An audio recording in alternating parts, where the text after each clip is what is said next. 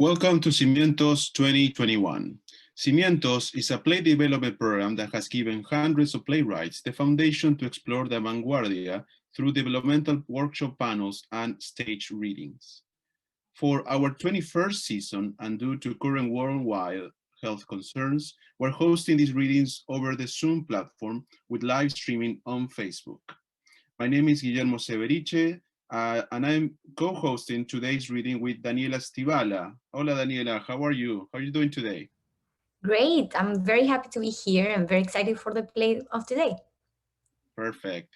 Thank you, Daniela, for being with us. And Daniela will be checking our Facebook account. So everyone on Facebook, hello to everyone there.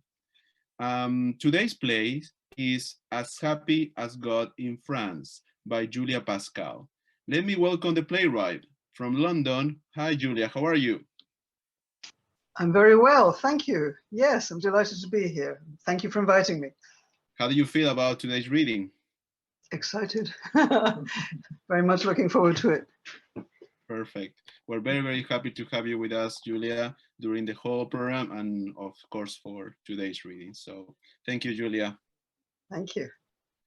So the director of today's reading is Eric Parness, and today's actors are Ita Korensecher, Elizabeth Davis, Glenna Ford, Susan Ferrara, and Rachel Kovsky. They all will be joining us for our Q&A at the end of the reading.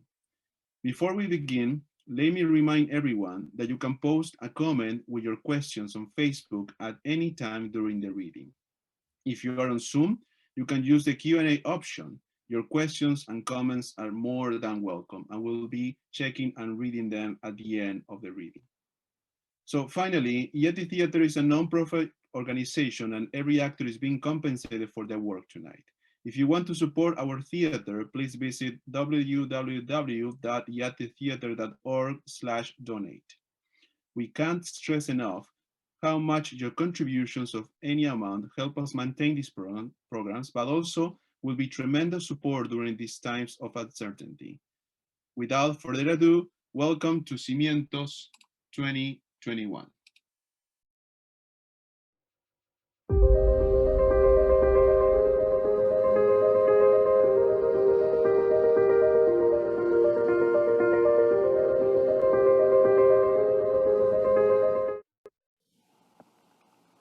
As Happy as God in France by Julia Pascal.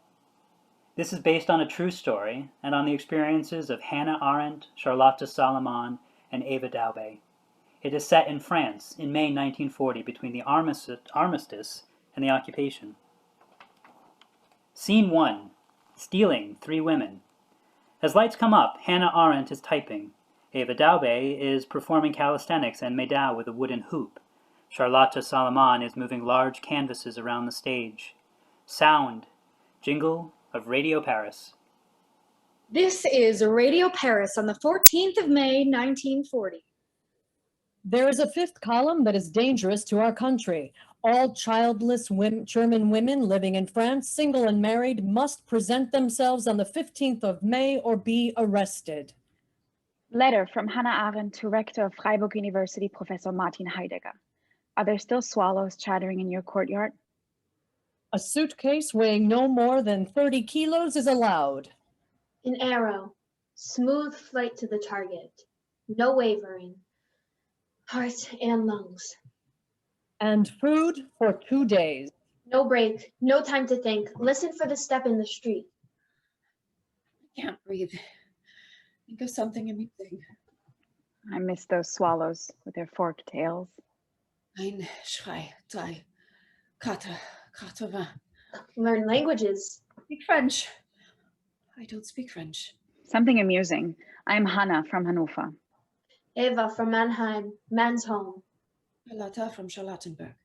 How high they fly in Heidelberg. They must need a smoke. I need a smoke.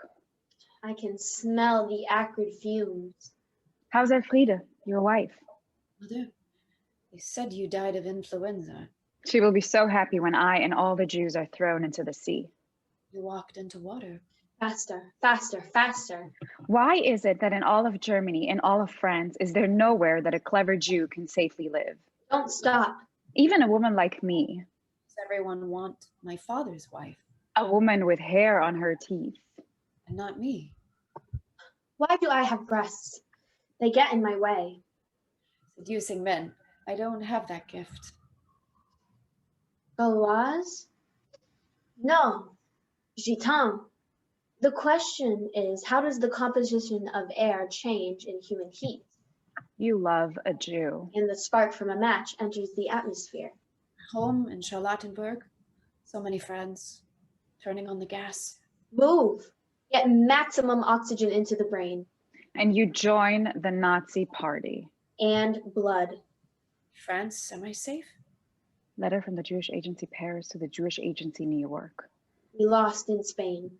We have to get the children out of Germany, to Palestine. Train.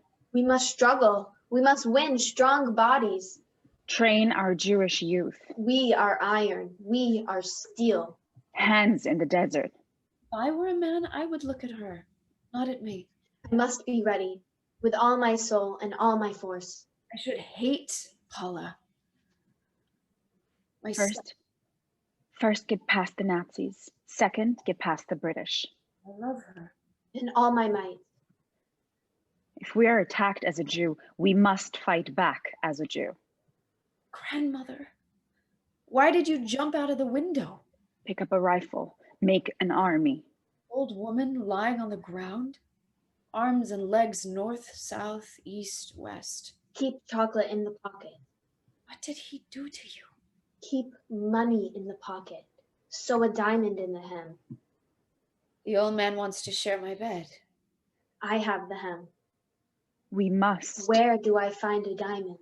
make ourselves into men. Knock on the door. Police whistles. The women huddle together. They are breathing with anxiety. Lights flash, as if this is a still photograph. Scene 2, the Velodrome, 15th May, 1940. This scene has two parallel levels of action. One uses cabaret and absurdism. The other is the realism of what happened in the Velodrome.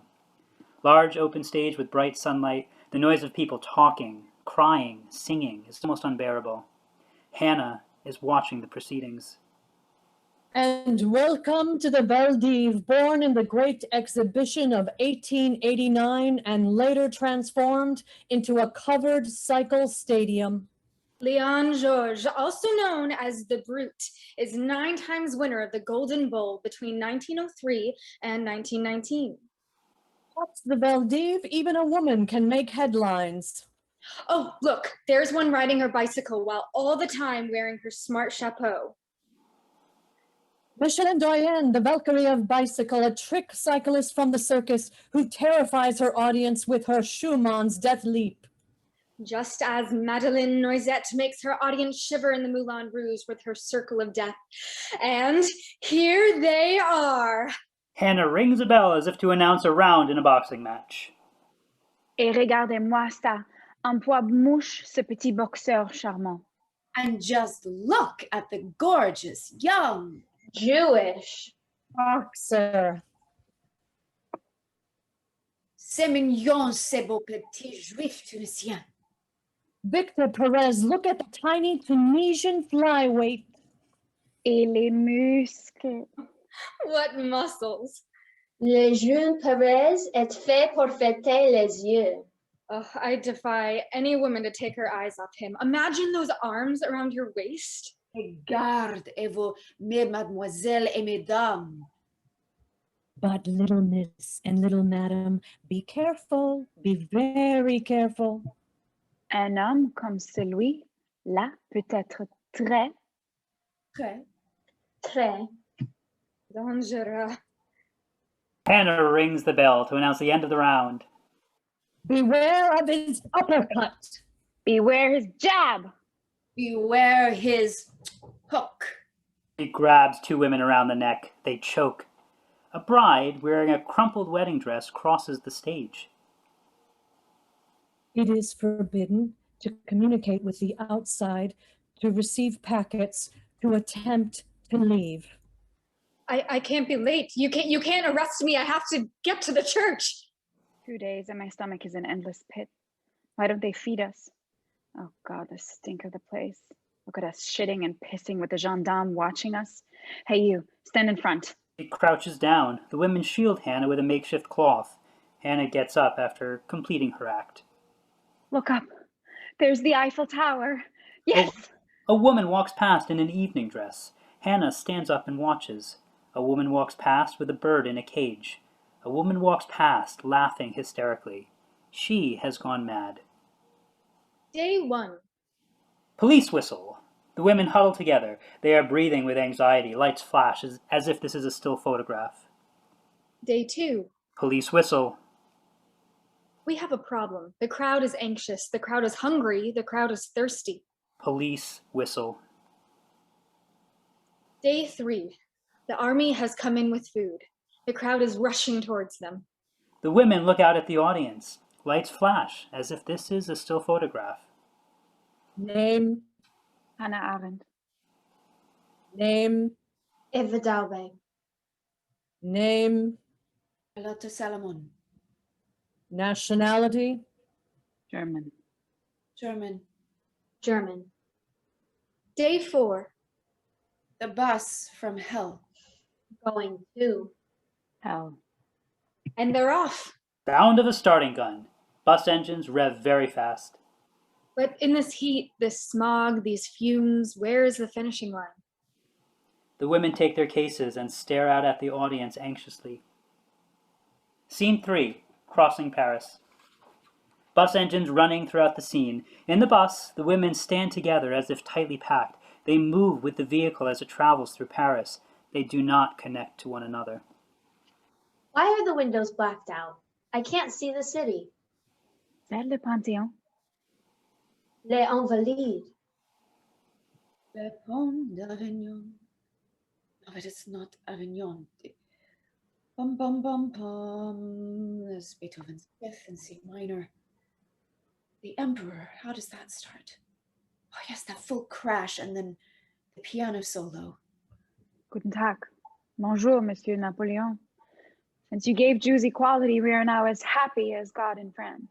The clarinet coming in solo. Back to the orchestra.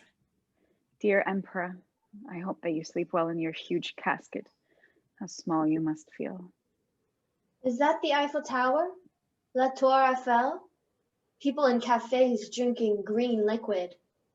I can smell coffee. Stop the bus! Arrête! I can smell a boulangerie on the corner. I need a cigarette. A hot chocolate, a brioche, raspberry jam. No, apricot. The Eiffel Tower. And if I climb to the top? And if I jump? Let me out. I have some santine for a croissant, hot and buttery. Vita, s'il vous plaît, un croissant, c'est tout. I can smell the Seine. Tiny strains on the violins. The French horns. I can smell the Seine. Are we near Shakespeare's bookshop? Back to the main theme. Kingdom for a paragon of animals to die. Even a piece of dry bread with a sliver of unsalted butter. Brunettes, cellos. To live. I hear horses. To sleep. Or a baguette. Dream, ill-met by. Only the right hand on the keyboard, and then both as the pianos take over. Crusty on the... News on the Rialto? Back to the main orchestra, and then the trilling of the white and black. Outside, so much butter. I can smell the metro in the drains. Why does Paris stink? I can smell Shakespeare's bookshop. Voltaire, Rousseau, Molière, Diderot. There they are, all of them, on grimy paper, waiting for a student. When they waterjet each morning. Oh, is Berlin cleaner? Judenfrei? Stop the bus. I want to hear the emperor. Stop the bus. My eyes through the blacked out window. A patisserie selling coconut pyramids out of Egypt. Delicate, just a suggestion on the piano of what is to come. Why is that woman running blood all down her legs? Plato, Socrates, James Joyce, Charlotte Bronte, Virginia Woolf. Egypt. That's it. We are Egyptians, black like Moses. Fifth gear, going up a hill. Is this the Boulevard de l'Université? A sharp espresso, no un crème. The 2 bus sugars. swings around violently. Did I say 2? Make it 3. The bus turns left. Light and playful, and then a change from the streams, hastening the pace. Boulevard Sebastopol. We are going to La Gare du Nord. Yes, get out. Get the boat train to England. Wrong. Pianos come back. Wrong. We are turning right. La Gare de l'Est. Est. They're sending us east? Germany? No! I'll swim to England. 22 miles to freedom, but the English won't let me in. No visa, no job, no Jews. I won't go. Missed it. Pressing hard on ivory, soft to hard, light and glancing. Darker now. Strings again. And the whole orchestra, the conductor's body cutting through the air, his white starched collar cutting into his neck. Clarinet soft, strings louder. All those old men scraping their bows. The bus screeches to a stop. Steam trains wait in a station. Scene 4. The train to nowhere. Police whistles. The women are pushed into a train. They stand in the crowded cattle wagon. The train moves. The train stops. Day 1. No water, no food. Day 2. No food, no water. Day 3. Look. A woman dressed as a Red Cross nurse arrives with water. Charlotta, Eva, and Hannah hold out a cup and wave it. Nothing is given. During Hannah's speech, Charlotta is looking out at the countryside. Where are we going? I have to know. Does it matter? After all, we are German Jews. We can adapt. Leave us 4 weeks in France and we speak perfect French. We know which are the best restaurants, cafes, where to meet a friend, see a show, take in an art gallery. But who are we? Are we citizens? Are we enemy aliens? Are we Frau Nobody? And are we afraid of death? No, we're not. And when those friends turn on the gas or take a long hot bath with a razor blade, we know why. But what is a Jew? And why should she die? A Jew does not exist, you might say, because there is no God, and Jews who do not believe are not Jews at all. And God knows that most of us German Jews do not believe. Therefore, perhaps we are not Jews. Therefore, perhaps we will survive. How can we with a J in our passport? The suicide rate for German Jews is rising. Should we outwit them by killing ourselves first? Suicide, the last human freedom. But then we do their Jew killing for them. And what about our house, our jobs, our loves? Why must we lose everything because we are Jews? Crouch like an ant in a cupboard? Bury myself in a graveyard? Live in a sewer with the shit and the rats? No. The train stops. We German Jews, we want to be Herr Doktor, Herr Schnorrer. Hand outstretched for a few coins, like a dachshund who tells everyone, once I was a Saint Bernard, yep. We must adapt. We must forget we are Jews. Madame Cohen, who leaves Germany in 1933, she goes to Prague and suddenly she is no longer a German. She's a Czech patriot. And when this proud Czech is expelled by the Czechs because of who she is, she goes to Austria. And in Vienna, she becomes a proud Austrian. She even learns to yodel. Yodel. And when the Nazis invade Austria, Madame Cohen flees to Paris. Bonjour, a passport, but you are not French, madame. But I am. My ancestors were the Celts. My grandfather was the goal Vercingetorix. A residence permit at least? No, no, no, no, no. If Madame Cohen ever gets to England, which she won't because they have quotas for Jews, she will ask the king, Your Royal Highness, you have to allow me to live here. My great-grandmother was Boudicea. For you see, Frau, Madame, Mrs. Cohen certainly knows how to hide her identity. She is a Celtic warrior, a Roman soldier, an African medicine woman, a Chinese empress. She is a Viking matron, a Scottish Highlander, a Welsh choral singer. She is loyal to any country that will have her, and she will be anything you want her to be, rather than admit that she is a stateless Jew. The train arrives. Silence. All freeze. Sunflowers. Millions and millions of Van Gogh sunflowers. Their little faces turning up to the sky fire. Oh, I am drowning in the yellow of it. The women are pushed by the gendarme. Police whistles. Scene 5. The France profonde. Birdsong. The women look around. They are forced out of the train at speed. Each has her valise. Lorry engine starts. Move fast, 40 women on each truck. Where are we? The end of the line. Ugh, the end of the line. Oloron Sainte Marie. Still in France. That's good, isn't it? Lorries start up their engine. Quick, quick, quick. Police whistles. The women climb up onto the lorries. The lorries rev up their engines. The women are packed in, standing up.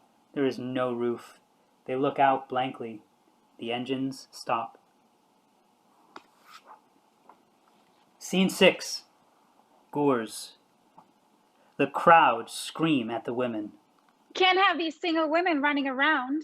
Our beautiful countryside and our magnificent Cities with their dangerous ideas. What are they? These stinking foreigners. Parasites. stealing our food. Stealing our men. These stateless sluts. German pigs. Whores. Filthy Nazis. Stinking communists. Pikes. Gayupan. Prison. That's where you foreigners belong. Women without children? Is that normal? What are they? These? Jews. I'll tell you what they are. Desirables. Out. Out. Out. Out. The undesirables get down from the lorries. They look around. Barbed wire. Birds. No grass. Flowers. Not even a weed. Only the damned come here. It's nothing but mud. What is this place?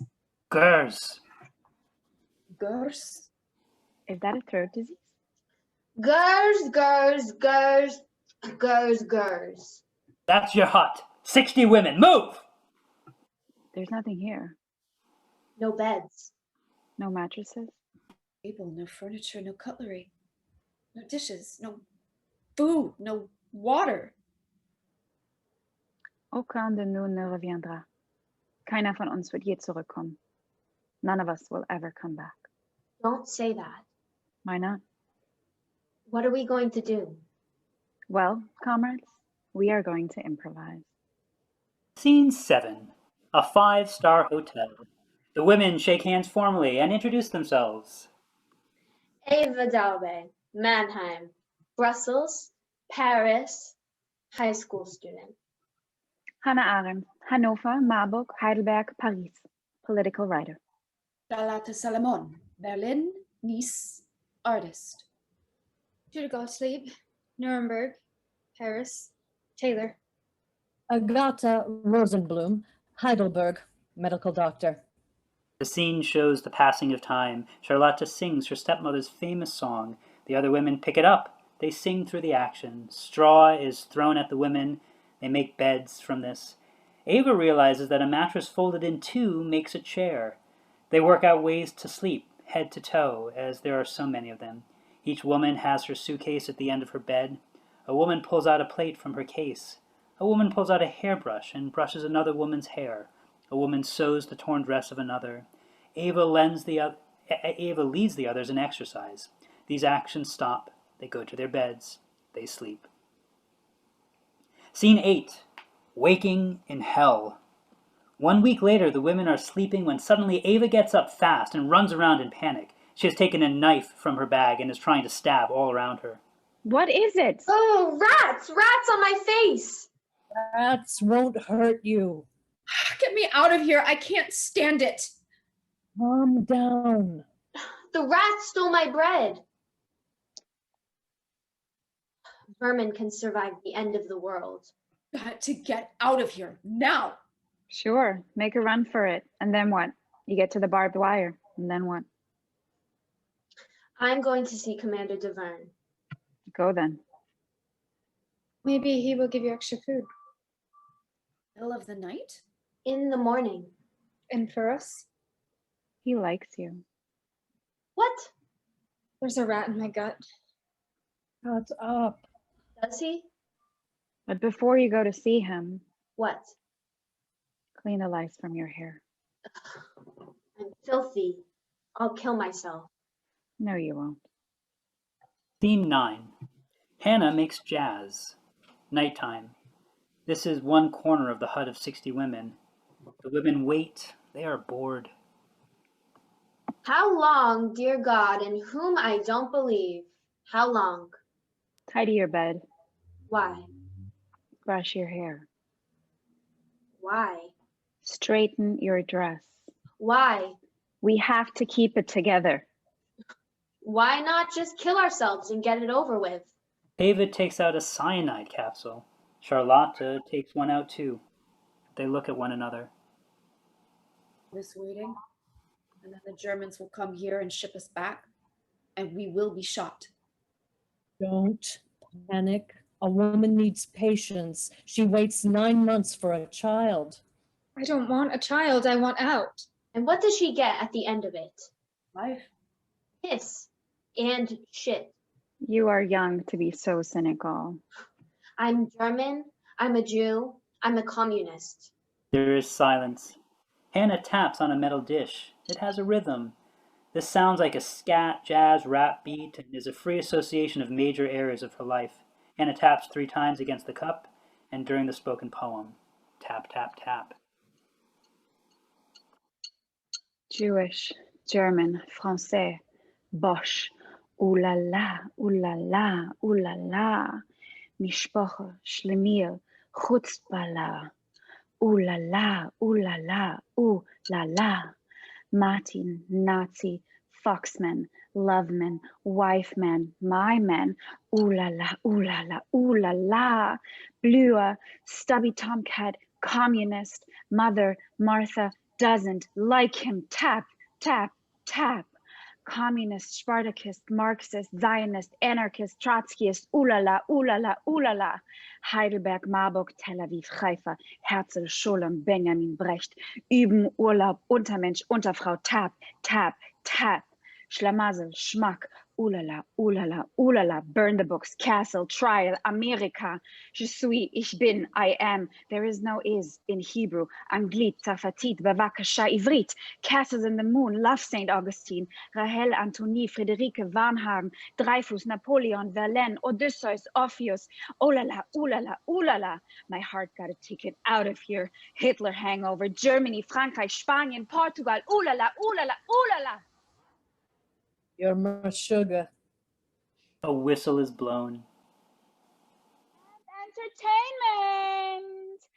Ladies and gentlemen, in this French summer of May 1940, start your holidays early and start them here. Charlotte sings the habanera from Bizet's Carmen. You may wonder why we are singing from Carmen, but hold your horses. As for the news, yes, the Germans have invaded Belgium, but don't worry, they won't bother us. Keep your sang-froid. We will come to some agreement. And what a summer we will have. We have been sending up balloons to measure the air and predict the weather. Now, we can't promise you total sunshine, and indeed, rain and thunderstorms may well darken our gorgeous French sky, but who cares? You will be in Gurs. Hola, buenos dias. Why are you speaking Spanish? Well, we are only 50 miles from the Spanish border, and here our French hosts have imprisoned. You mean interned. You mean welcomed. Thousands of brave Republican soldiers fighting for freedom, fighting against General Franco.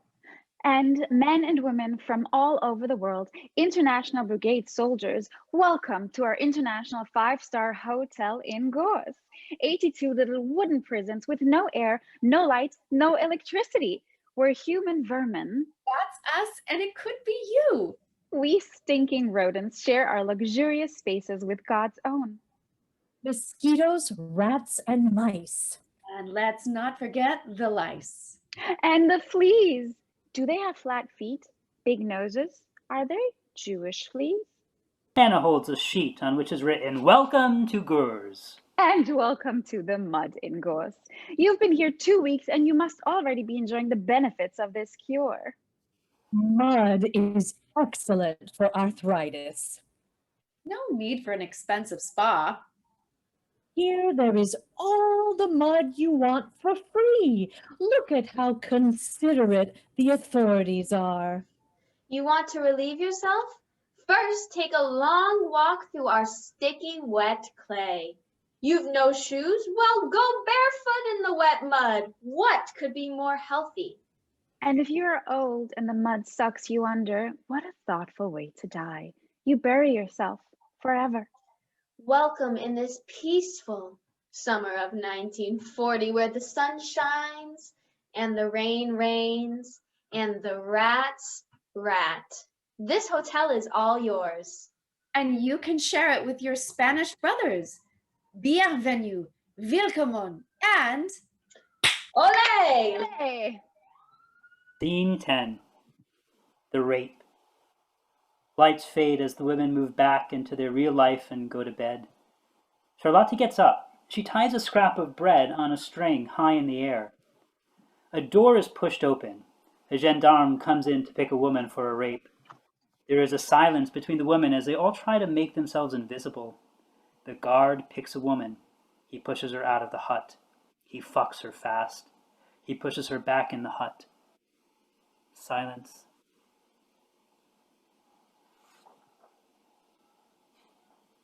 At least I am old. You have a pulse, a vagina. You're working for the commander. That should protect you. Will it? When did you leave Germany? 33. What did you do in Paris? Jewish youth to Palestine. You're a Zionist. Until we have our own land, we are pariahs. Charlotte, what? will you draw my picture? There's no moon. What kind of doctor are you? Obstetrics, gynecology. Charlotte opens her legs and looks up. Look, God, this is where the world started. Gustave Courbet, 1866, The Origins of the World.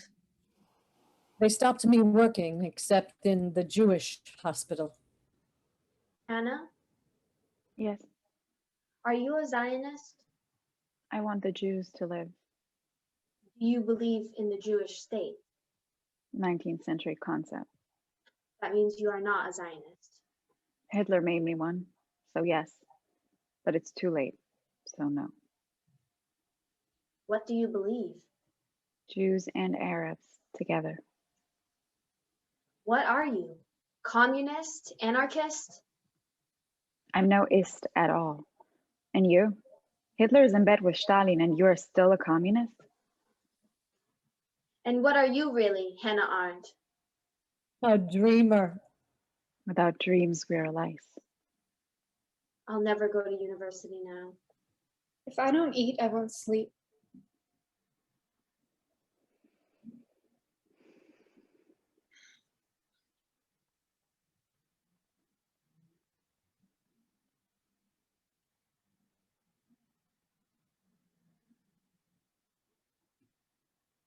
The most erotic moment of my life? What?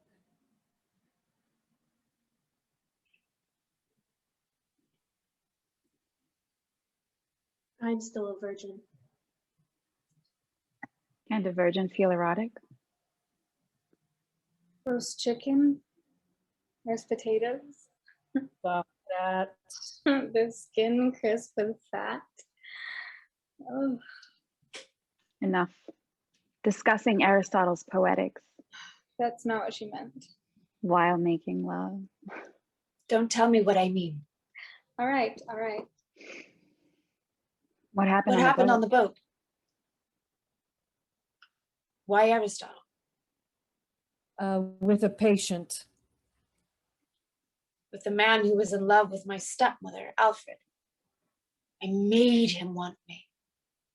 Lying in each other's arms, our backs on thin planks, skin on wood, wood on water.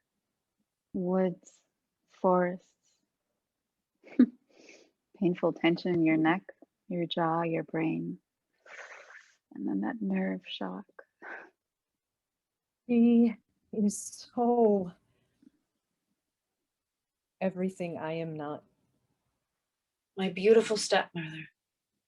She is so everything I am not. My mother's perfume squirting on my neck when the house is empty. When I turn my head, it fills me.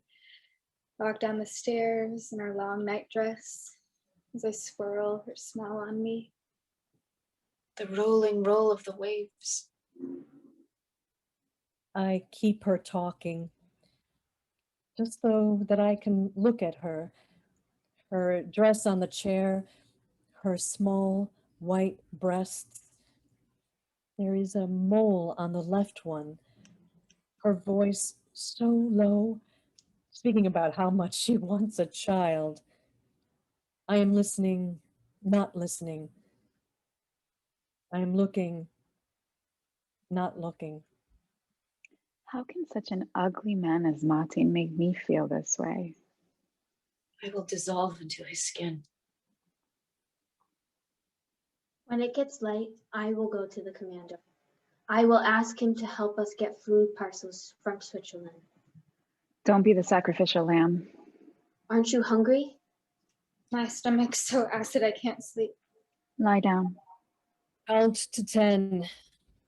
1, 2, 3, 4, 5, 6, 7, 8, 9, 10. I'm not asleep. Imagine. What? Imagine a piece of black silk around your eyes. Let yourself drift into the fabric. What do you do with the commander? I translate from German to French. I type. Family name, Christian name, date of birth, place of birth, nationality, mother's name, father's profession, cattle merchant, date of arrival in the camp, valuables, Island 1, Building 3. Does she speak French? Where was he arrested? Town of birth, Gangenbach, Carlsbad, Mannheim, Jeanette, Louis, Rosa, Maria. I have the honor to inform you that your mother was transferred to Camp Agad, Camp Russelt, here in Gurs. Louis Daube, born in 1873. Mother Auguste Bergheimer. Cattle seller, arrived 25 October 1940 from Pforzheim. Died 2 October 1941. Death. Letter from Dr. Jacot, head of medicine at the camp of Gurs, to the Minister of the Interior. I have the honor to inform you of the death of Wilhelm Stern on 11 February at 3:15. Ermin Saar, 10 February 1942 at noon. My grandmother. Top of the house. Louis Daube, death 10 February 1942. Open the window. Daube, he's my cousin. Wide. Stand on the ledge. For God's sake. No, don't jump. You promised to draw me. Did her father do that to her? I want to kill him. Hannah puts her arms around Charlotte. Just a sketch. Scene 11. A thief in the night. 1 hour later, all are in their beds. Charlotta is sitting up, conducting the music from Death and the Maiden. She sleeps. Trude gets up. She goes to the cross that Charlotta has tied up earlier. Trude runs to her bed and eats fast. She sleeps. Lights change. Dream sequence. The women see flashes from their lives. Charlotta, Eva, Hannah, and Agata are upright, talking in their sleep. Don Juan, who are you? You come to me because you cannot conceive. Martin, Heinrich, don't make me jealous. A child is not a woman's right. Am I not enough for you? If she arrives, then she is meant to. Train. Faster. You and others? Can I describe his smell and paint? How many calories does a muscle need to get stronger? So many women. Like Sarah, like Rachel. Distractions? From what? Where is that file? My cousins are here in the earth, but where? Martin, my beloved. Paula, my father's new wife. Tickets from Paris to Marseille.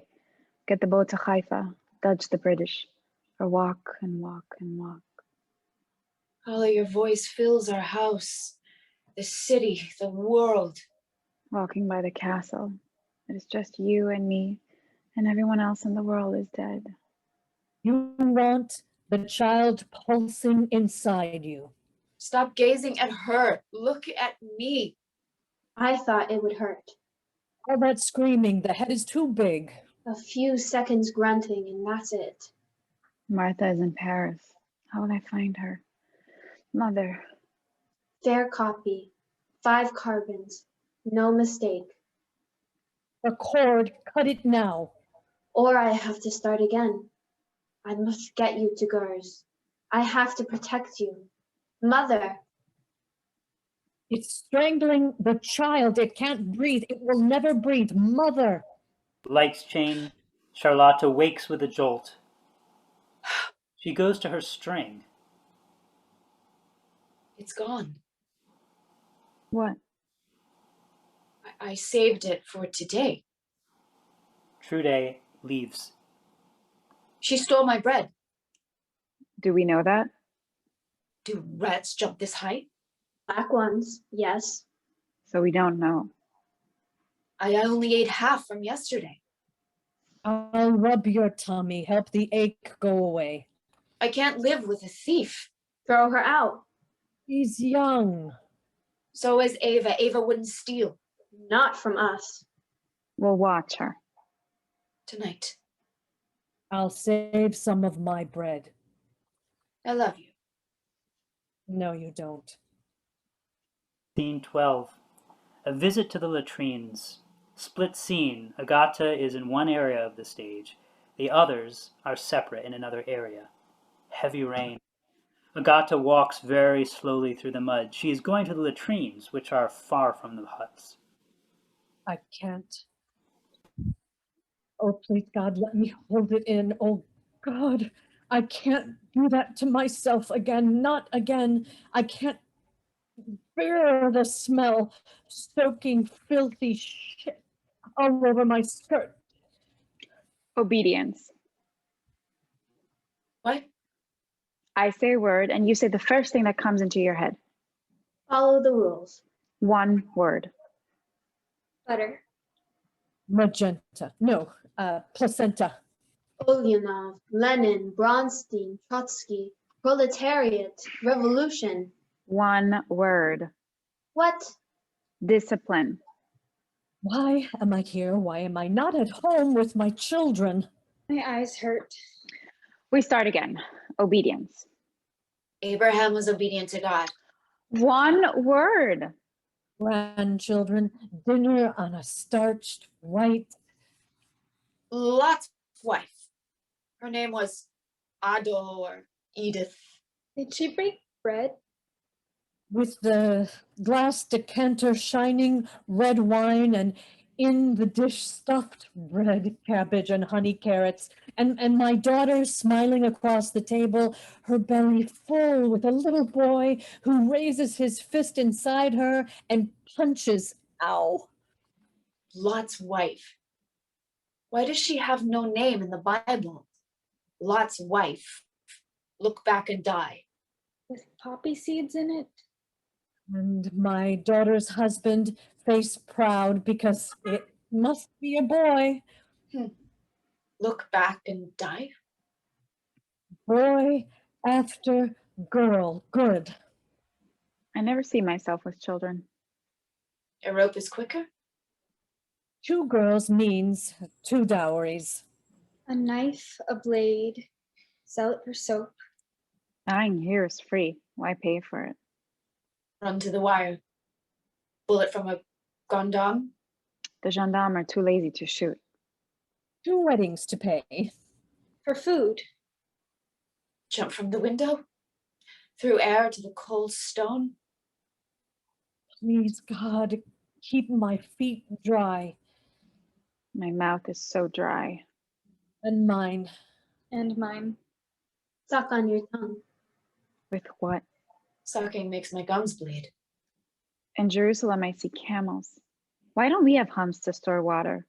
Or cold beer, like the Americans? Please, God, let me hold it in. I drank sweet brown beer in Belgium. Tighten everything. Pelvic floor, come on. The smell of peeling an orange. A monk's head on the label. Not far to go. Ripe tomato. Acid. I like that. Hold it. Tighten, don't breathe. Ice cream, cold on the red of my tongue. No, I can't. No, no, no. Agata falls. She touches her skirt. She turns around to walk back, but she slips in the mud. Agata is missing. Latrines. Scene 13. A woman dies. Move, fast. We've got to get to her. Move. Move, you bloody communist. Bloody Jewish troublemaker. And the French think you're a Nazi. There's butter on the black market. Mad women, crazy bitches. Butter, cheese, and eggs. Cream and milk. Take off your dress, all of you. They pull their dresses over their heads. Hannah ties them into a rope. You will not die. We will not die. Grandfather will not die. He will kill me like he killed my mother, her sister, her mother. Agata, look over here. Agata. Agata. Agata. She can't see us. She's in the mud. She's in the shit. Look at me, Agata. Look up, not down. Why doesn't she hear us? Agata. We've got to try harder. Agata. She's seen us again. Agata. Hannah takes off her shirt. Eva throws the rope towards Agata, who misses it. Eva, Charlotta, and Hannah groan.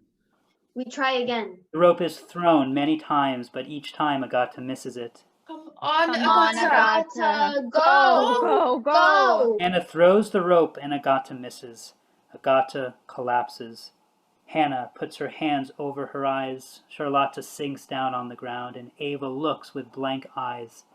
The 3 women go to Agata, but she no longer breathes. Charlotta, Eva, Trude, and Hannah stand. Each is silent. Agata, you can't die. I won't let you. Was machst du da? Quatsch, alles ist Quatsch. Sterben ist Quatsch. N'importe quoi. Je te dis que c'est n'importe quoi. What's that moving in the mud? She could be my mother. She's still warm. Agata, please don't do this. It's twitching. Mama, where did they take her? I'm so empty. When will the soup be coming? A soup with raw chickpeas, bullets lying in my stomach, hot water with a gop of grease, like a hair on the soup. That's what the French say when they change their subject. Not a horse. Cheveux, cheval. Horse meat in the soup. Now that's something. What is that? Charlotta runs to the mud. She pulls out the object, which is a prosthetic leg. It's a leg. Is it dancing? Sur le pont d'Avignon, Moni? Dancing? How could a leg get here? Don't be like those stuck-up German Jews who hate the proletariat. Hannah Arendt must learn Yiddish. The only German Jew I know who wants to learn Yiddish. Schlemiel, schmuck, schnorrer, schnorring around Europe. Give me somewhere to live. I'm a refugee. I'm a nobody. I'm a Yid with a Yiddish Kopf. Ich habe Hunger. Ich habe Durst.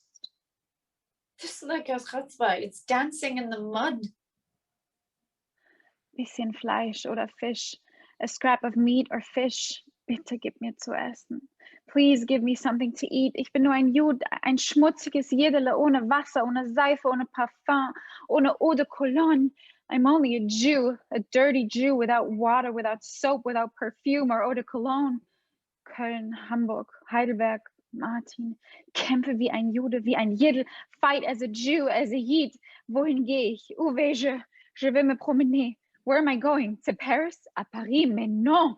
Les Boches me suivent partout. No, the Nazis are following me even to Paris, même à Paris. Mais je suis Boche, n'est-ce pas? Suis-je Boche oder was bin ich? The Nazis, the Germans, but I am a German, aren't I? Give me something to eat. Roast veal with chutzpah sauce. You Schlampeiner, you goyische Schicksal. No, that doesn't make sense. You unterbeschicksalte Jiddele, kill your parents and throw yourself on the mercy of the judge as an orphan.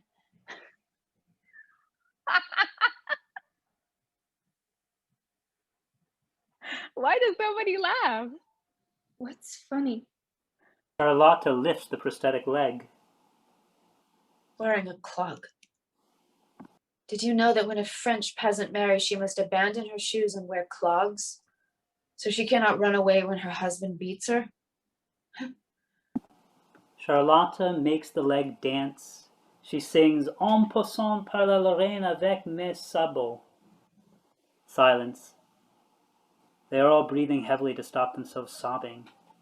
They hug. Scene 14, living with a corpse. Look at the rat. It's eating Agata's eye.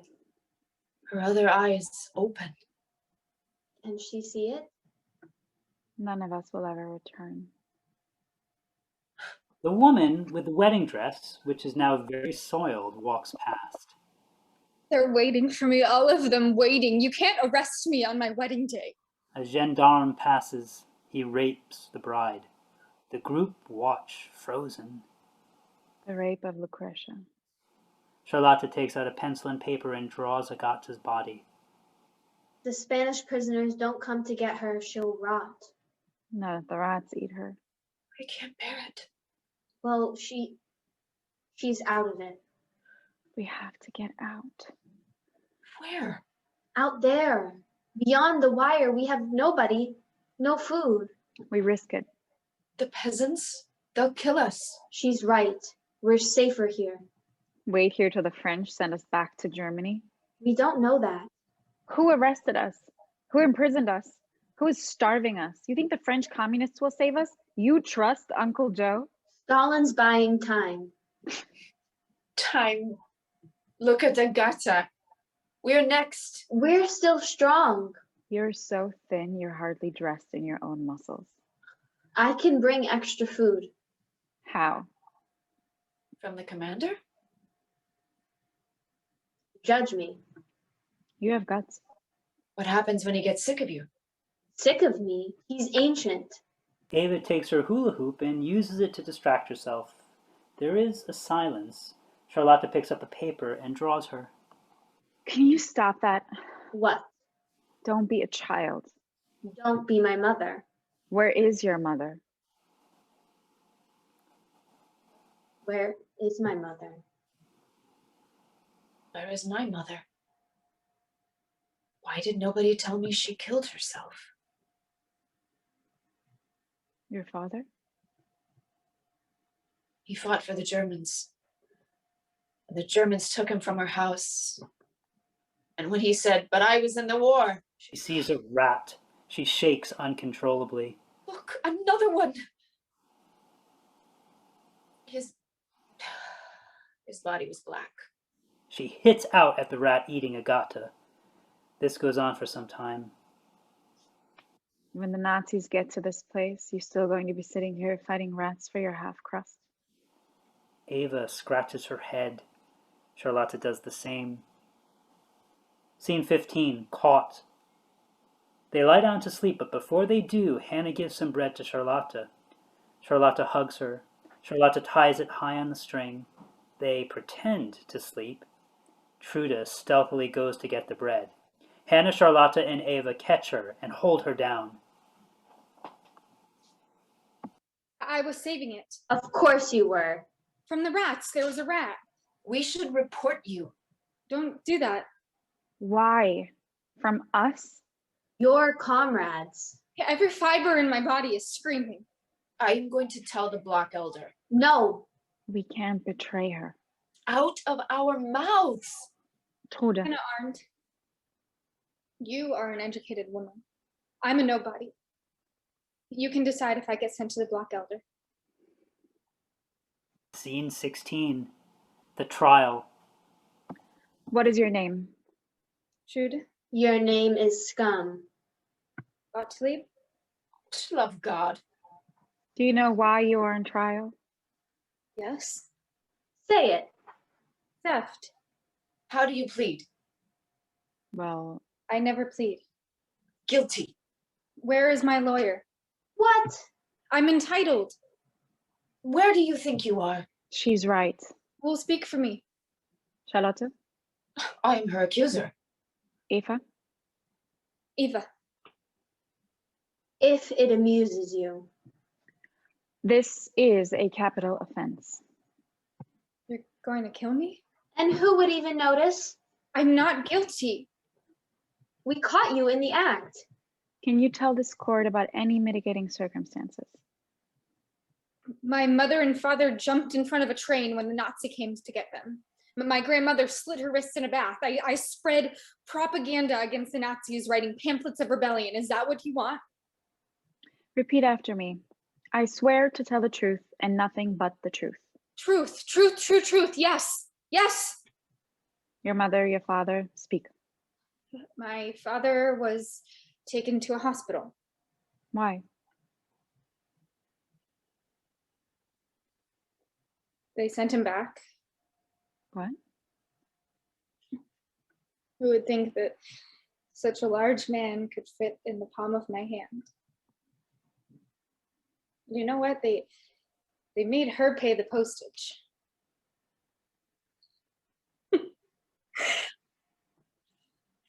My mother goes to bed for 6 weeks. I must find money for our food. I run out of shops with bread under my blouse. There's a boy, my first time. He helps me forget my ash father, my mother's sealed mouth. What do I owe her? She never wanted a girl. And Ashman, he never cared for me. He wanted a son. Oh, what is a girl? Nothing at all. I hide inside of a train, Mannheim, Frankfurt, Cologne, Dartmund. Don't let the guards see me. We're over the border, jump. In Brussels, women are selling themselves in the windows. So many men just looking, always looking. You were a prostitute. A man gives me food, wine, get on the road, get in a car, Brussels to Paris. I have a room.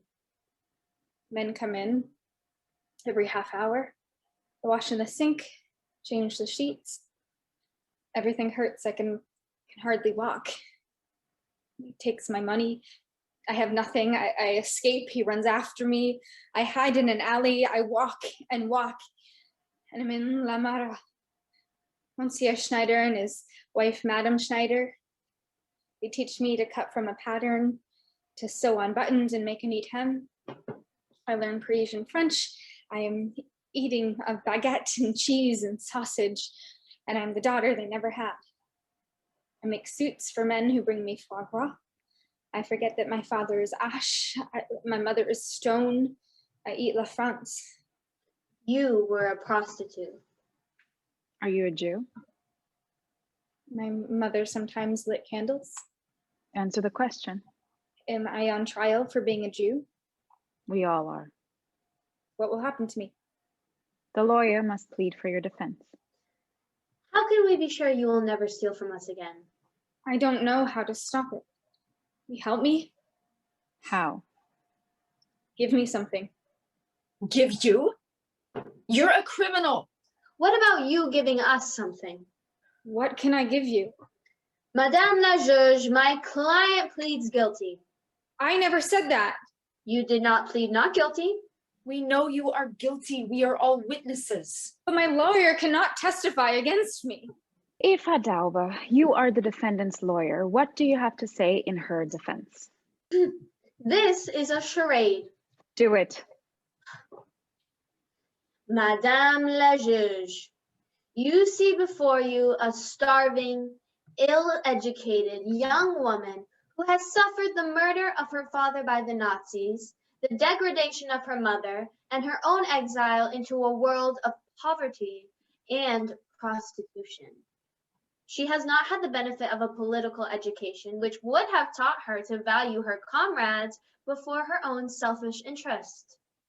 She has fallen through the cracks of society with no moral compass to guide her, and she has stolen from those as poor and as hungry as herself.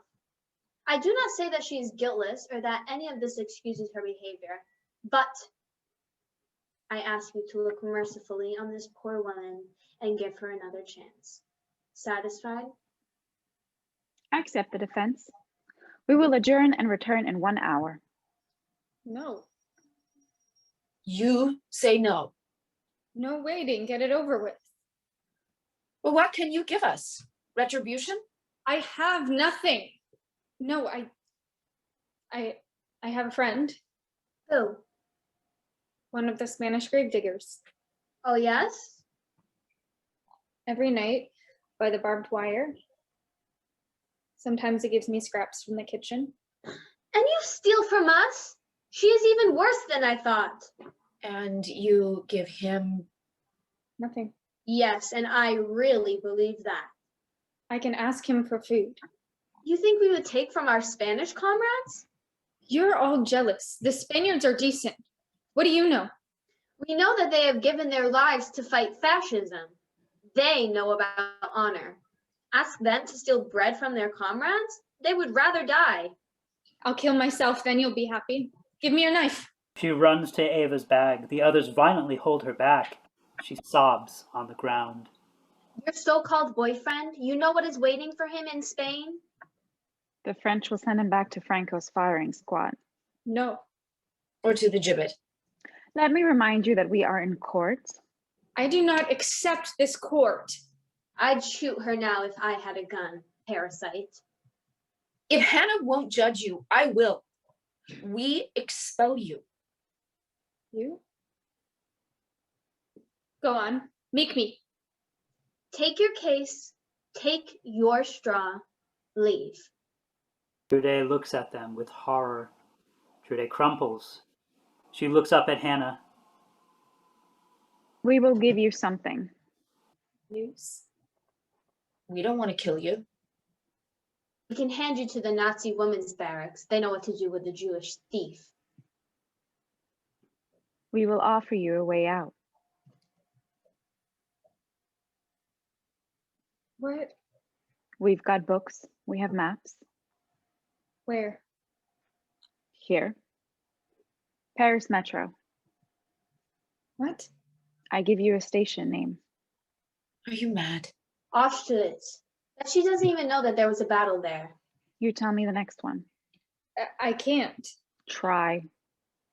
Juif. Solferino. Voltaire. Alexandre Dumas. Come on. Victor Hugo. Now you. Next station. I don't know. Concord. La Place de la Concorde. Yes, Concord. Bonne nouvelle. Bonne nouvelle. Good news. Is that it? I can stay? No. Why not? Frau Dr. Professor Hannah Arendt, you are the judge. Do your job. Fräulein Eva Daube, how you remind me of myself. This is a moral question. Trude Gottlieb. Yes.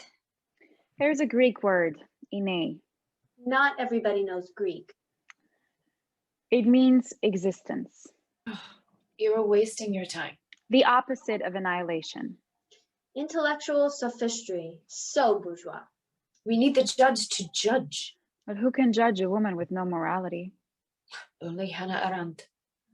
But does the accused know the difference between right and wrong? A rhetorical question. You see, the Greek word ine means being. It means the breath of a human being. I breathe, you breathe, she breathes. But do we think about it? No, we don't. It's a reflex. It's involuntary. And to breathe in and to breathe out, we need energy, food.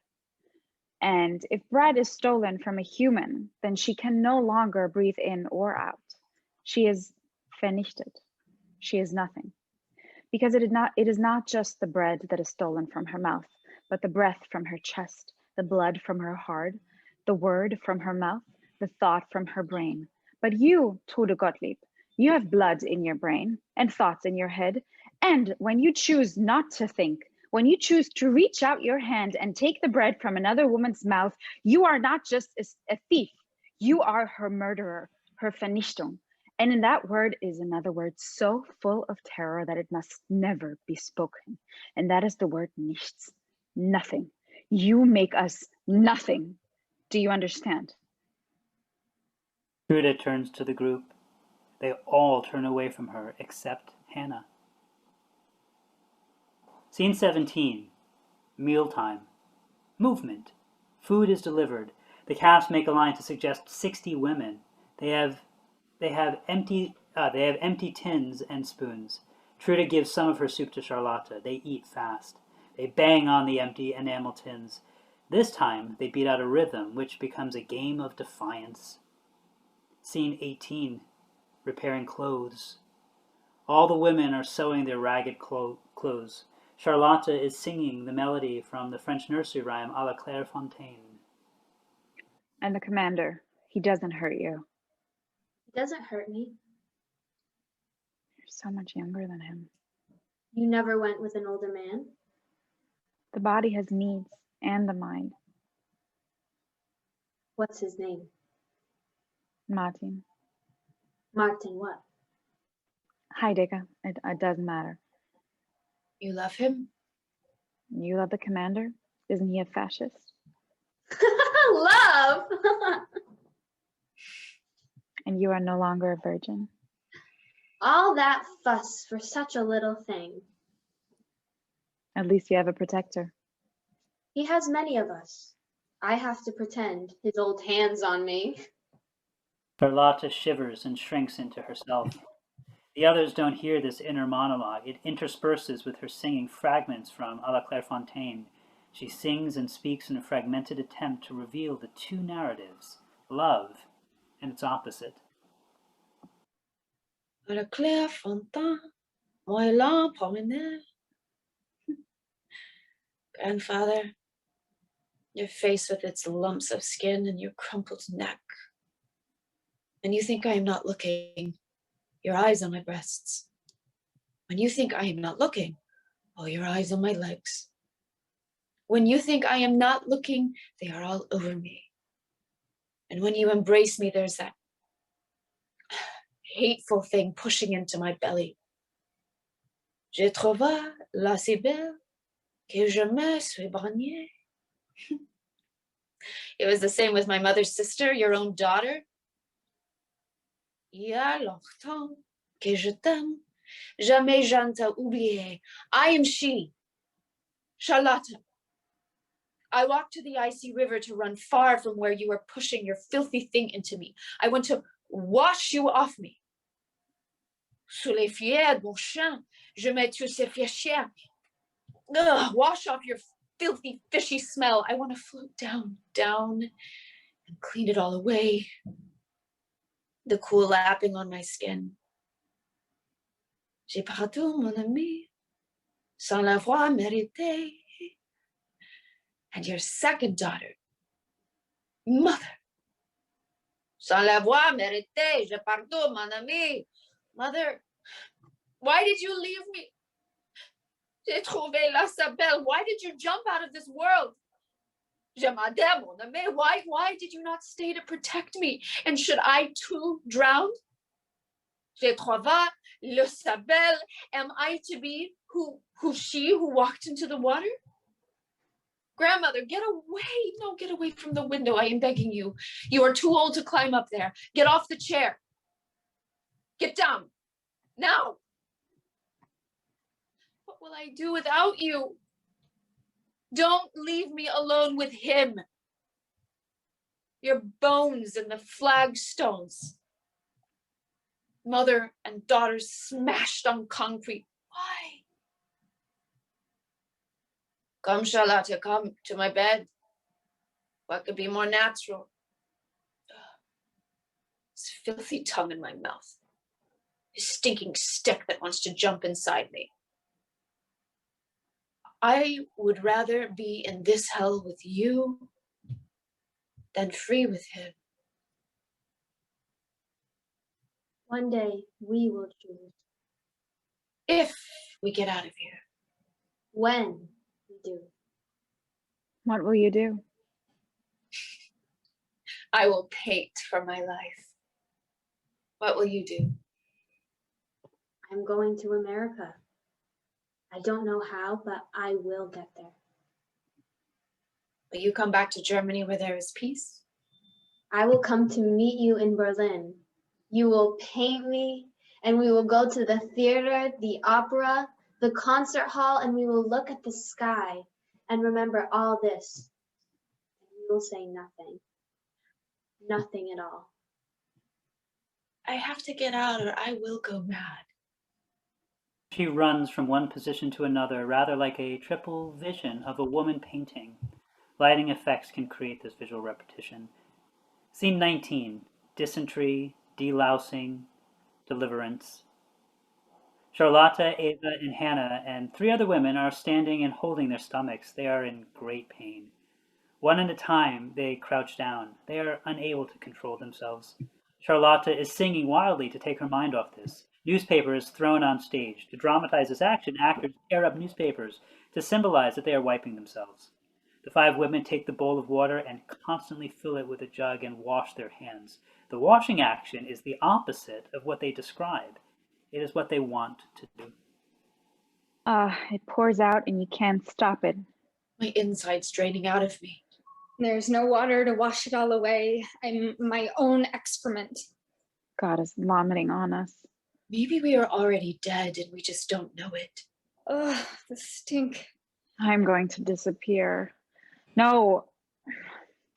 I'm 15 at a party. I'm sitting on a chair when a young man behind me says, "Close your eyes." He says, "Open your mouth." His unknown lips on mine. My first kiss. His mouth all wet as he spits into me the sweetest taste of cherry juice. Look up at the sky. There is no moon. If I cut it up, will it dissolve into stars, and will the stars fall in my body and clean me? We will vanish in our own excrement. The soil is longing for us. Like a lover.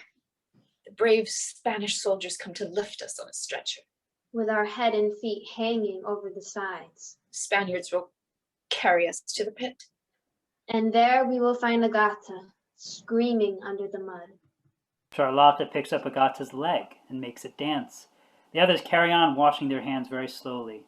All action stops and the actors look out. Eva is scratching her head. Charlotta, What? we're all lousy.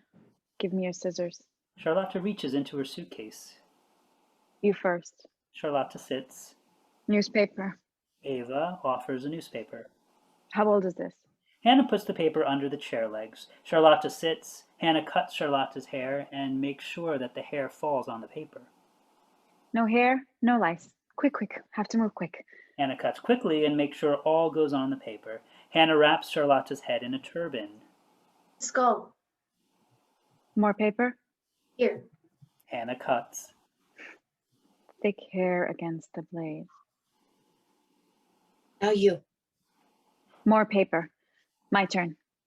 Someone plays a violin in the distance. This is from A Midsummer Night's Dream. Charlotta prepares to cut Hannah's hair.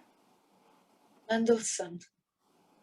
This place is a university, an orchestra. Come on, dreamer, give me the scissors. Eva cuts. Hitler is in Paris.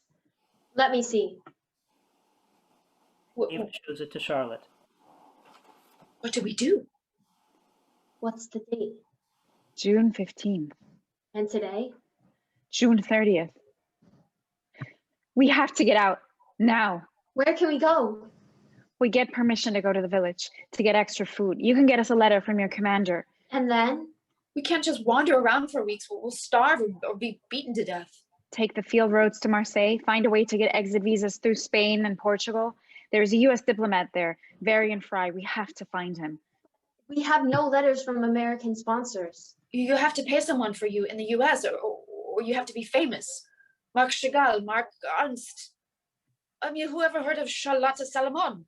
I have relatives, very distant, but they may send the cash. To buy Jews from the French. I can't leave without my mother. I still don't know if she'll be sent here. My mother is still in Paris. If I get to Marseille, I need to send for her. The women are all turbaned. They turn and stare at the audience. We must convince the other women that they too can get out. That if they want to stay alive, it is the risk they must take. The sun, sometimes yellow, sometimes blue, sometimes red, cuts behind my eye. How do we help them get out of here? Charlotta picks up a newspaper from the floor. She breaks the play's action and she reads. Compiègne. A train carriage. Armistice declared. Eva takes the paper from her. France is kaput. The Germans are in Paris. The government has left. We have to get out. What are our choices? Suicide. No. If we wait, the Nazis will transport us back to Germany. We have to escape. All this shitting, we are too weak. We must drink. We cannot die of dehydration. Where do we get water? Clouds are like a flock of sheep. Hey, you up there! You bloody fake! Do something. Rain falls. Charlotta, Hannah, and Eva open their mouths and they dance for joy. They stand in front of the audience and swallow many times. They pick up the jugs of water and continue washing their hands. Scene 20. Rain. The barrack hut at night. The women are washing underclothes in a rotten enamel bowl during the dialogue. By the end, underclothes are put out to dry on barbed wire. We have to move fast. Even if we get permission to leave from the French. It is now or never. It costs hundreds of dollars, and then there was my grandfather waiting for me. My mother's in Rivesalt. We can come here. What do I do, even if I get out? How do I find my mother in Paris? Commander, my mother, a letter, transfer her here. Even if I get to Marseille and somehow get permission to leave. Then we can leave, together, mother. Even if I cross the Pyrenees. I may get caught by Franco's men. Caught by Franco's men? And sent back to Germany. I would rather take poison. Do you have a capsule? The three of them take out a capsule and put it back in their pockets. Orange light. What's that? Fire. The camp is blazing. We'll burn to death, all this wood. It's in the commander's office. She makes to run and the others stop her. They look at the burning. Fire kills disease, the fleas, the rats. The camp is being destroyed. It's not spreading. Is it deliberate? But who would do it?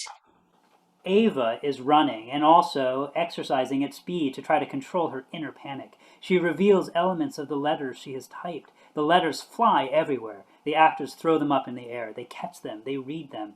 It should look like an orchestrated dance. Gurs, Camp, 28 December 1940. From the camp of Gurs to Monsieur Ernest Baum.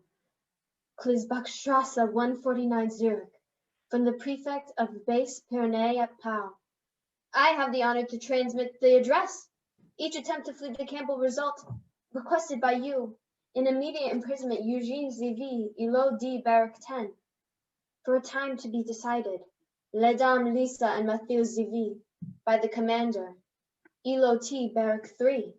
The punishment will be doubled. Madame Celie Daube, that's my mother. I have to get her transferred here. 1 for second attempt and for Ilo Barrack 15.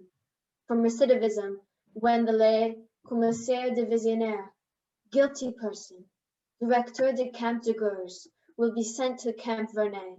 Red Cross, permission to leave, evaded, escaped, punishment for evasion. The letters are all over the stage. All gone. Nobody knows we are here. And when the Germans come, As if we never existed. if the Germans come, When they come. I'm not leaving. What is wrong with you? It's safer here. Even if there's no food, I'm used to it. this is your chance. And I have a boyfriend. And you will stay here till the Nazis come. They kill me, the Spanish guards kill me. What's the difference? Now is the time. What? We walk out. I know where to find the exit papers. Let's go. Just like that? If they catch us, they will beat us and kill us. I want to hang myself. Get it over with. Hang yourself tomorrow. I mean it. And we'll have to cut you down. Where are you? I am by a stream. There are trees and grass, and I must go down to it, but I must not wet my shoes.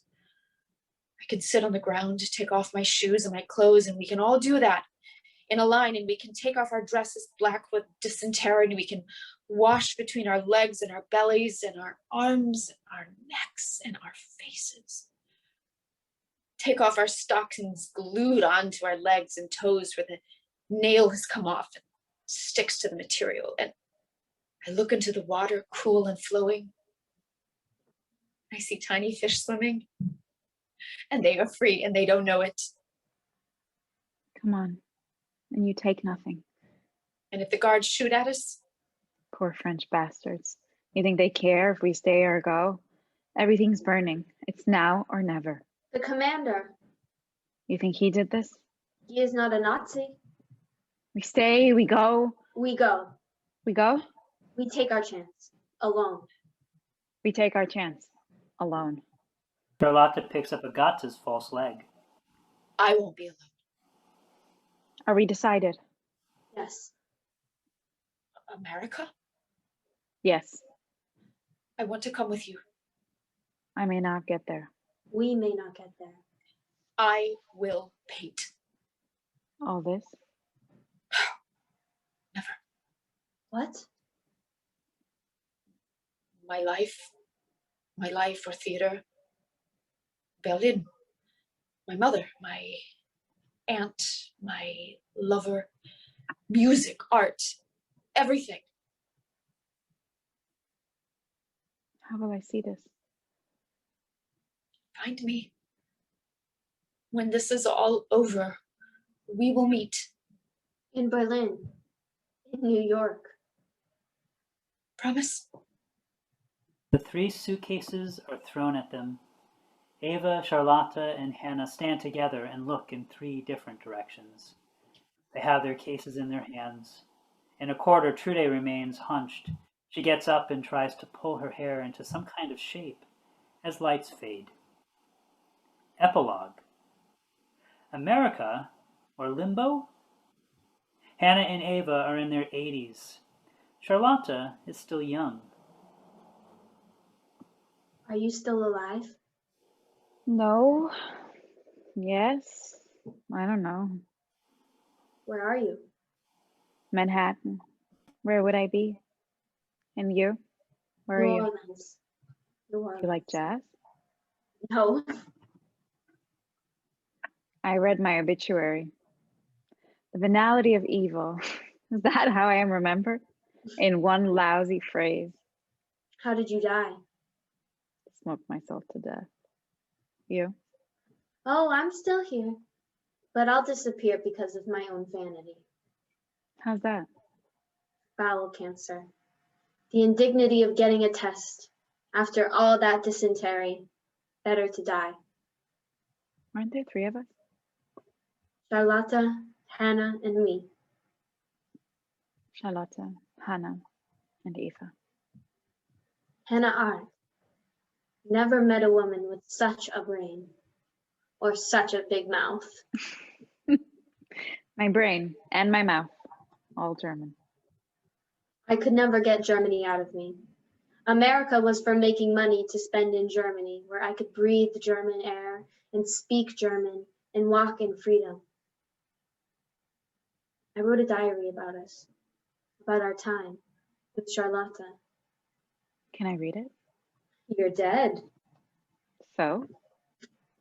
Katrina came to New Orleans and washed it all away. Did Charlotta get out? Charlotta Salomon. That was a woman. Or her grandfather? Didn't she kill him? I hope so. I heard that. She was gassed.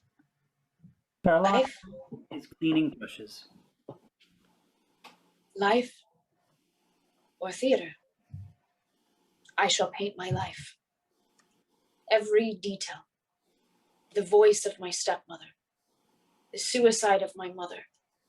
The suicide of my aunt. Of my grandmother. I will show the thousands of men parading with the swastikas. I will show Charlotta painting in Nice. I will show Charlotta making love with Alfred. I will show everything. Nobody will stop me. Blackout. End of play.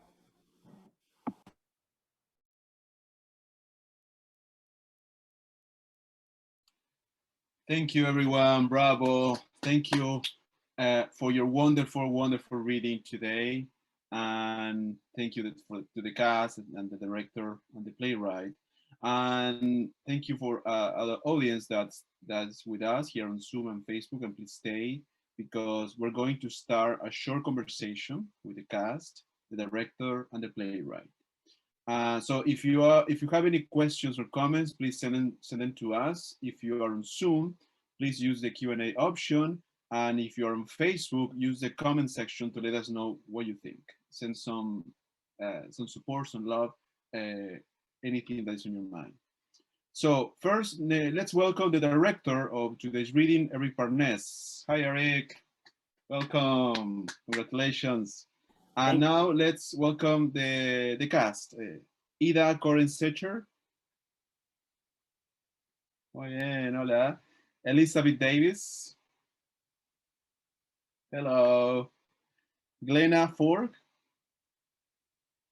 Perfect. Hello. Susan Ferrara. Hey, hello. And Rachel Kovsky. Congratulations to all of you. And finally, let's welcome the playwright from London in England, Julia Pascal. Congratulations, Julia. Hello. Well, just one more time, if you are on Zoom, send us your questions, your comments, anything you would like to ask us to say. This is still in a way a work in progress. So anything that you can add, any cheer or anything you would like to say, it will be very, very useful for Julia especially. So I have a couple of questions, and let me start with you, Julia. How are you doing first? It's quite a shock, I have to say. Yeah. How do you feel? Good, very good. Very happy to have heard it and to imagine it and to get the different textures in my head and from the actors and from the production on the Zoom. So lots of different thoughts in my head, really. Perfect. Good though, very good. Well, let me ask you first about the origin of this idea of this play. How did it start and how did it become what it is today in a way? It came out of a conversation. So my mother's sister married a German Jew who was a GI in America. So he told his son, my cousin, Eva Daube, told me my mother and my no, my grandmother and my aunt were in Gurs. And I said, what's Gurs? And from then on, I started to explore. And I discovered that Hannah Arendt and very possibly Charlotte Salomon were there too. So the Eva character is a composite of, in fact, 3 women from his family. And I became intrigued by what would happen if I put them all together and they met. They may have met, they may not have met. But it's that summer of 1940 where 8,000 women were together. So I imagined what would happen if they'd met. And that was the seed of the whole play. Mm.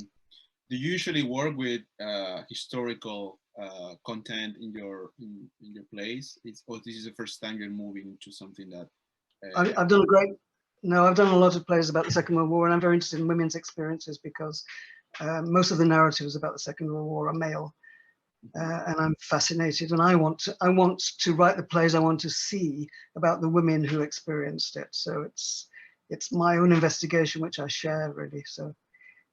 And also it's the big political journey of the 20th century through the voices of women in a very terrible situation. So I'm very interested in women and politics and how do you play that out as a writer? How do you explore that? Mm-hmm. Yeah. One of the things that, well, you mentioned in the opening video the other day, but you also say a lot of times during our meetings for Cimientos was your attention to structures. And that's one of the fascinating things about this play, how the structure is something very rhythmic. It has a rhythm. So tell us a bit more about how do you work on the structure for this play? Well, first of all, I know what the journey is. I know that they're going from Paris to Gurs. And of course, because these are real people, Hannah Arendt, this is her story, although she refers to it very briefly in her life. And it is Charlotte's story and it is Eva's story. I do a lot of interviewing, so I interviewed my cousin David about Eva as an older woman, and I did a lot of archival research. So I knew the historical journey, and then I break up the scenes into what happens in each scene, what is the journey of each woman in each scene. But it's kind of crazy because it's so big, it's a huge epic piece, it needs 8,000 women, doesn't it? You can't put that. So how do I tell the story with 5 women or 5 actors? I'd like more, but I gave myself that limitation. And from the limitation, it forced me into looking at how do you tell the big stories? How do you tell, for instance, when you've got thousands of people in the Velodrome, when they're all accumulated together. And I began to look at some of the books on that, and I realized there was a circus in this big Velodrome. And so I thought, well, suppose I try it as a circus, which makes it satirical and political and theatrical. And that helps me structure what should be a massive scene into something that's comic and brutal and disturbing. And then from there on, I knew the journey, and the journey in a way writes the play. So that's really the structure for this one. Mm-hmm. But I am obsessed with structure, yes. Yeah, I remember those comments, and they were always very insightful and helpful for everyone. But one of the things I also noticed that the play does and works on, it's taking the scene to a sort of extreme that maybe reading it or even now, like just on Zoom, it doesn't maybe translate exactly what the play is doing in terms of like making us see something that is extreme, like raping scene, for example. Yeah. How do you manage to include that and make that part of the play? I did a reading in London, a little workshop with some actors, and there were 5 women, and I said, I may need a man in this. And they said, no, you don't. I said, well, what would you suggest? And so I collaborate a lot with the actors, and they said, look, we can show it with our bodies. We can have the woman be raped. We don't need a man. We can show it, and the audience will get it. And I thought, yes, I should trust that. It's something to develop in rehearsal, that you can suggest it. It's theatre, it's not documentary, so you don't need to show it, but you can suggest it, and perhaps that's more terrifying than the real action, which is how are you going to do that on stage or not? So finding a language, it's very much a director's play, I think. How do you find a language in a physical language? It's very hard on Zoom, it seems very wordy to me, but then I have to tell myself, look, I'd imagine this way, and how much can be shown through the body. That these women are living, they're not in a death camp like Auschwitz, they're in a holding camp. So what happens to people when they're waiting and they're covered in shit because of the dysentery and there's no water? How do you show people at the edge of humanity? And then what are the moral questions that come up? So it's that kind of wrestling as a writer, and mentally I'm directing, thinking, how will this play out? Where are they in space? How do I show the news from outside? And then I suddenly picked up a piece of newspaper and thought, if they're cutting hair on newspaper, there's the news. So I'm all the time pushing in my own head, how do I show the outside world in a very simple and theatrical way that would be believable, like a scrap of newspaper? Perfect. And we got a message from our executive director, Vivian D'Angelo, who says, congratulations to the playwright, the cast, and the director. She's very happy that they will have you all here. Let me move to Eric, because Julia is not only a playwright, but also a director. And as she mentioned, there's a lot of of directing in her mind when she is working on the play. How was for you getting the script and working on it for this reading? Doing a reading is very different than doing a play, because all I have time to do is try to understand the intention of the playwright and and especially on Zoom, because this play is so theatrical, and immediately I'm reminded of Brecht. I'm reminded of like very avant-garde modern theater that's very movement based. That's as Julia was talking about, that would be utilizing bodies and space to tell story. So all I have to do on a Zoom reading is, I think, try to understand what story wants to be told, and then cast it with people who can tell that story. And I want to give kind of all the credit for the storytelling to Julia and then to the cast, because I think for me, all I want to do was cast it wisely with people who would understand the style, who would understand, who would be able to use the language that Julia has given, very challenging for especially American actors to be, some of them speaking 4 languages. I think we have Yiddish and German and French and Spanish and English. So so for me, I did a lot of, maybe like a little bit of sharing my impressions, but I did a lot of sitting back and letting the actors do their job, and they did wonderful. Thank you all. Perfect. So let's ask the actors, because I think that each one of them had a challenge with each one of your characters. So I would like to hear from each of you, like, how was your experience navigating and working on this script? And let's start with Ida, who had Hannah Arendt. So what's in your mind? Yes, hi, thank you. Well, for me, this is a very, very meaningful and special part. I was born and raised in Berlin, Germany, as the descendant of Holocaust survivors on both sides of my family.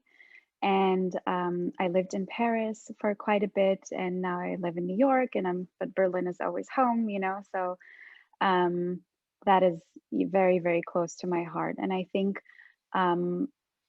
what I would not call it challenging in that sense. I think that's more the challenge to dive in as the actor. That's how I felt it, is finding that beautiful freedom in being captured, right? So, Hannah being the person that she is, when she finds her speeches, she's so determined and so convicted, and she's so strong and so smart. And when she also starts losing it at some point in her jazz sequence, right? She's making things up all of a sudden. She taught herself Yiddish, and she mocks herself for, she might be the only Jew that actually teaches themselves Yiddish, because it's a made-up language, basically, right? And so she's making things up, and she's learning along the way, and she's like, no, that doesn't make sense, let me know.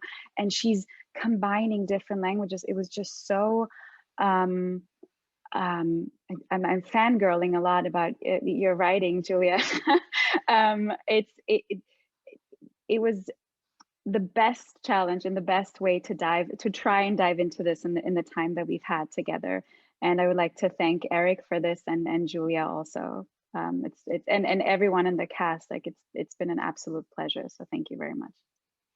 Thank you. What do you think, Elizabeth, with Charlotte? Thank you so much for having me. And I thank Julia, and I thank Eric. I love that Eric references Brecht, because I do think there is something so truly Brechtian about the way that Julia has written, especially dealing with when you're in extremis. I think his work and his style, which Julia is capturing so beautifully, there's like 3 levels of experience. I've done 2 Brecht's plays, and it takes a long time to get from the first level to the second to the third, and then intertwine them together, so that it's like a triunal experience, because there's that much going on. And I believe that's indeed what Julia has written from Charlotte's obvious trauma, that she is in a traumatic experience, but is unable to even process the current trauma, because she is so unable to process and understand and cope with the series of traumas that she has experienced up until this point. But how beautiful for a play and for a character to use art to unpack that trauma. So that's what Julia has done, and that's what Charlotte the character has done, and that's what I, Elizabeth, got to do in crawling into that. So I just am very appreciative, and it was a beautiful, short but beautiful 3 days. So thank you, and thank you to the theater company for allowing it. No, thank you for your work today. Let's move to Glenna. What do you think about the character you work on, and how was it? Yeah, honestly, the most intriguing part of this for me was the fact that this play was all about women. I am all about that. I'm all about women in theater. I'm all about gender expansive people in theater, and more stories taken away from the male eye and the male gaze. And what was really powerful for me is, though, even though I'm supposed to be playing a young girl, Eva, she's still so spirited and still finds moments to really be who she is, which someone who takes no shit. And that's the kind of woman I love playing. And I love playing with I just love the fact, seriously, I just can't talk about it enough, because we seriously need more plays that aren't about men. And that was my favorite part. Perfect, thank you. Thank you, this was amazing. Some impressions from Rachel. What do you think? Yeah, I mean, as echoed by everybody else, Julia's writing was just so wonderful, and it's so fun to jump into a character. To be able to do something like this in 3 days, I think is a huge testament to Julia's writing, and just the fact that we were all able to connect so personally to each character from the get-go. Mm-hmm. I think it just showed the human experience of how, for me at least personally, how good people can do bad things under certain circumstances, and how sometimes survival comes into play, and you do things that you wouldn't do in your normal day-to-day. And so I think that Trudeau is a very human character, and one that each other character in the script interacted with in a very human way too, just because she was young, she wasn't given the free pass, she was still, reprimanded for what she was doing, but she also was shown some amount of love back from Hannah, and some amount of justice from the other women. Yeah, it was just beautiful writing, and I loved working on this piece. I look forward to continuing to read more of Julia's work. She and I have been chatting about more work I want to dive into with her. Yeah, we all want to see more of Julia, so that's good. And finally, Susan, any impressions on your character and on this script? Well, first things first, thank you so much for having me. It was absolutely a pleasure to jump into this work with these lovely people. Thank you, Julia. Thank you, everybody. There's so much to appreciate, and I wouldn't call it a challenge, but I start to feel like I just want to get up on my feet and gather everybody together and start actually physically moving through space. There's so much I can say about, this short little introduction to this beautiful story. I love the fact that we're dealing with intergenerational stories, seeing a lot of like a variety of ages on stage. I echo Glenna, yay ladies, big fan always, woo, because we, sadly we don't always see that. And also, being reintroduced to historical characters, it is so easy for us to forget our history and our lineage. And these are women who lived lives that were full and rich and everything else. So thank you, Julia, for you know, putting them on stage and giving us a chance to crawl into their skin or to listen to them speak. So for me, my impression is just simply, can we just take everybody and then just rent a space and then just start moving around, please? Hopefully soon. Hopefully we all can go and because, as I said, like these texts, I think, I mean, as every other text on this festival, it just had a different life on stage, no, or like on in person. So before I have some more questions for Julia, but let me ask our co-host Daniela if there are any impressions here on Zoom from our audience or from Facebook. How's things? Yes, first of all, I want to congratulate everybody because this was just amazing. I don't have words. Julia, your writing, it's just unbelievable. I love the play. I think still, in a way, such a relevant theme today too. And the fact that when I saw the cast and I saw that it was all women, I was very curious and very excited about it. And I joined all of you because I think it's just amazing. It didn't need anything else. It was just perfect the way it was. So congratulations to everyone. And yes, we have very nice message here in Zoom. Shilly, I think I'm not saying the name correctly. I'm sorry in advance. Saying, I cannot breathe. You were all beyond descriptions. Word will not do justice to what was exposed of an unspeakable historical event that should never have happened and must never be forgotten. My family was much of a part of all was described.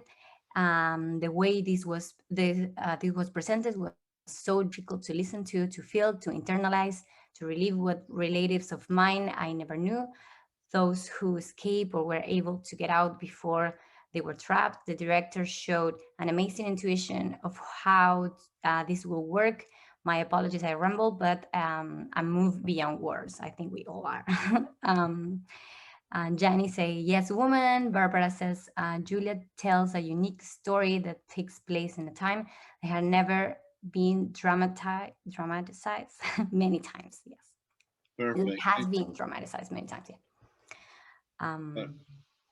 Yeah, perfect. Thank you, Daniela. I think that we had a lot of good comments, and I think that that's all. It's also very helpful to continue writing, to continue making this play. You know, something that eventually will make it on the stage. I think, Julia, one of the last questions I have for you is, how was the journey on Cimientos? The 10 times that we met, discussing everybody's play. If I'm not mistaken, yours was the first play that we discussed, and it was like we all got to get to know each other like the very first day and go to your play.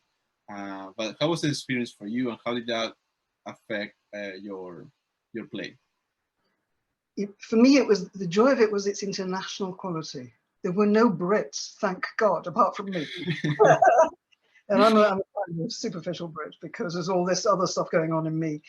It was incredibly mind-opening for me. It made me question everything, which I like. I have to say, I love the constant challenging. The fact that we listened to, we read our colleagues' plays privately, and then you structured a way that we could critique it.